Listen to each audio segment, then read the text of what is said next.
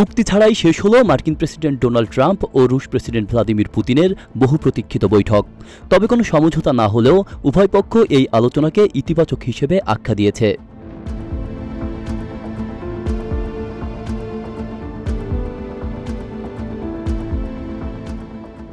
যুক্তরাষ্ট্রের আলাস্কার আংক্রেজ সামরিক ঘাঁটিতে অনুষ্ঠিত হয় দুই নেতার এই গুরুত্বপূর্ণ বৈঠক শেষে এক যৌথ সংবাদ সম্মেলনে ট্রাম্প বলেন, ইউক্রেন যুদ্ধ বন্ধে এখনই কোনো চুক্তি বা ঐক্যমতে পৌঁছানো সম্ভব হয়নি, তবে তিনি আশাবাদী আলোচনার মধ্য দিয়েই ভালো সম্ভাবনার জন্ম হয়েছে।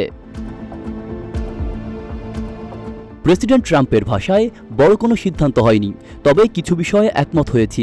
চুক্তি তখনই চুক্তি যখন তা সই হয়, আমরা এখনও সেখানে পৌঁছাইনি। রুশ প্রেসিডেন্ট পুতিনও দ্বিমত পোষণ করেননি। তিনি বলেন, সংঘাত বন্ধ করতে হলে আগে যুদ্ধের মূল কারণগুলো সমাধান করতে হবে, এটাই এখন সবচেয়ে বড় চ্যালেঞ্জ। তবে তিনি আশাবাদ প্রকাশ করে বলেন, আজকের আলোচনা যুক্তরাষ্ট্র রাশিয়া সম্পর্ক পুনরুদ্ধারে নতুন দিগন্ত খুলে দিতে পারে।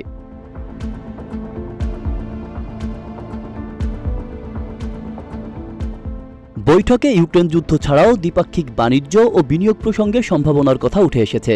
তবে কোন কোন বিষয়ে দুই নেতা একমত হয়েছেন সে বিষয়ে বিস্তারিত জানায়নি কেউই।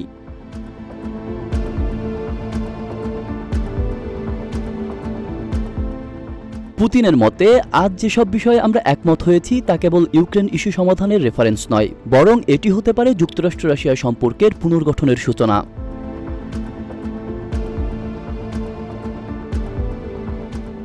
সব মিলিয়ে অনেক প্রতীক্ষিত এই শীর্ষ বৈঠকে নতুন কোনো চুক্তি না হলেও আলোচনার ভাষা ছিল শান্ত, ধৈর্যশীল এবং ভবিষ্যতের সম্ভাবনায় ভরপুর।